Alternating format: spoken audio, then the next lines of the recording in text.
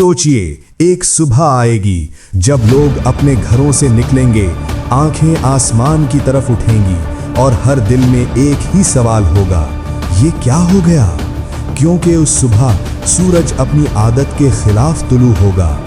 मशरिक के बजाय मगरिब से कुछ लोग चीख उठेंगे, कुछ सजदों में गिर जाएंगे और कुछ अपने सीने पर हाथ रखकर खड़े रह जाएंगे। बुजुर्ग कहेंगे, ये तो वही निशानी है जिसका जिक्र रसूल अल्लाह ने किया था। तौबा का दरवाजा बंद हो गया है। और जब लोग अभी इस निशानी पर हैरान होंगे,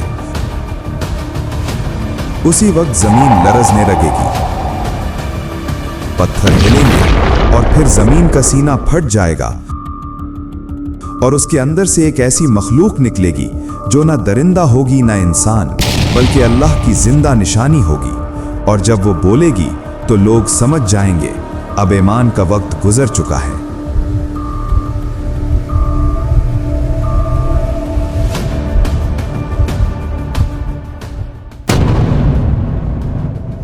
अल्लाह ताला कुरान में इरशाद फरमाता है, जब उन पर क़यामत का वादा पूरा होने लगेगा तो हम उनके लिए ज़मीन से एक जानवर निकालेंगे जो उनसे बात करेगा, इसलिए कि लोग हमारी आयत पर यकीन नहीं करते थे।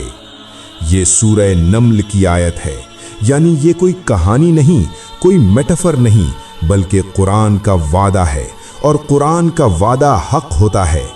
इस मखलूक का नाम दब्बतुल अर्द है, ज़मीन का जानवर। ये सिर्फ एक अजीब मखलूक नहीं होगी, बल्कि गवाह होगी, फैसला होगी और अल्लाह की तरफ से आखिरी खुली निशानी होगी।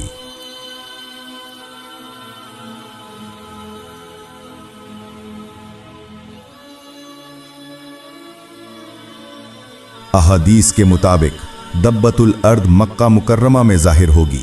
कुछ रिवायत कहती हैं जबल सफ़ा के करीब और कुछ मस्जिद हरम के सहन में। सोचिए, मस्जिद हरम, तवाफ, दुआ, तिलावत और अचानक ज़मीन लरसती है, पत्थर टूटते हैं, लोग पलट कर देखते हैं और ज़मीन से एक अजीबुल खिलकत मखलूक उभर आती है। न उस जैसी चीज़ कभी देखी गई, न उस जैसी आवाज़ कभी सुनी गई।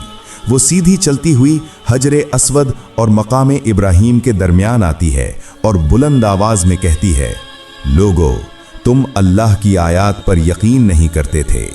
उस वक्त मस्जिद हराम में क़यामत का मंजर होगा। लोग भागेंगे, चीखेंगे और एक दूसरे को कुचल कर निकलना चाहेंगे। रिवायत में आता है कि दब्बतुल अर्द जाहिर होने के बाद लोगों से कलाम करेगा, उन पर निशानी लगाएगा और कुछ रिवायात में यह भी आता है कि वो लोगों को जख्मी करेगा।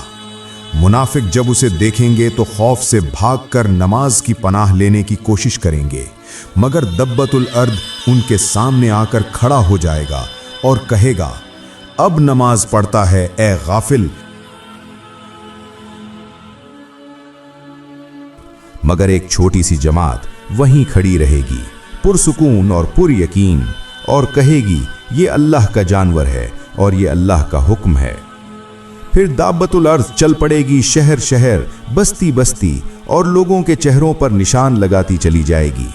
किसी का चेहरा रोशन होगा और किसी का चेहरा सियाह। उस दिन के बाद ना कोई छुपा मोमिन रहेगा और ना कोई छुपा मुनाफिक। इंसान एक दूसरे को नाम से नहीं बल्कि कहेगा, ए मोमिन, ए काफिर।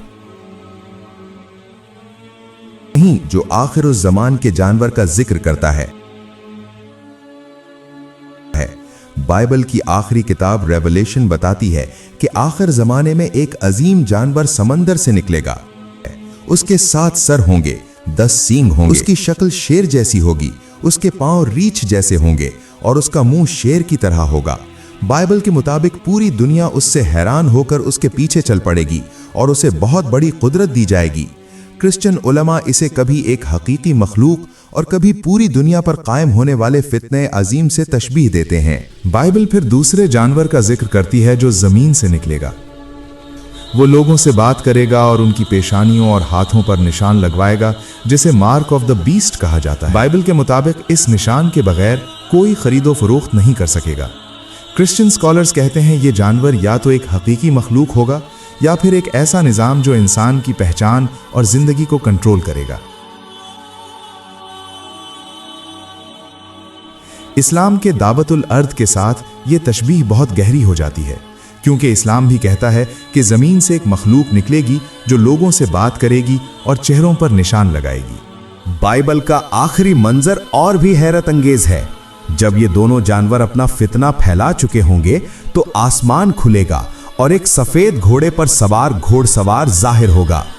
بائبل کے مطابق وہ حق اور انصاف کے ساتھ آئے گا، ان دونوں جانوروں سے جنگ کرے گا اور آخرکار انہیں پکڑ کر آگ کی جھیل میں ڈال دیا جائے گا، یعنی ان کا فتنہ، ان کی قدرت اور ان کا نظام ہمیشہ کے لیے ختم کر دیا جائے گا۔ کرسچن علماء اس گھوڑ سوار کو حق کی آخری فتح سے تشبیہ دیتے ہیں، اور اسلام بھی یہ کہتا ہے کہ باطل کا نظام آخرکار مٹایا جائے گا۔ اور اب سوچئے، جب زمین بولے گی، جب جانور گواہی دے گا، جب چہرے سچ بولیں گے، تو اس دن آپ کا چہرہ کیا بولے گا؟ اس سے پہلے کہ نشان لگایا جائے، بہتر ہے کہ سجدہ لگایا جائے۔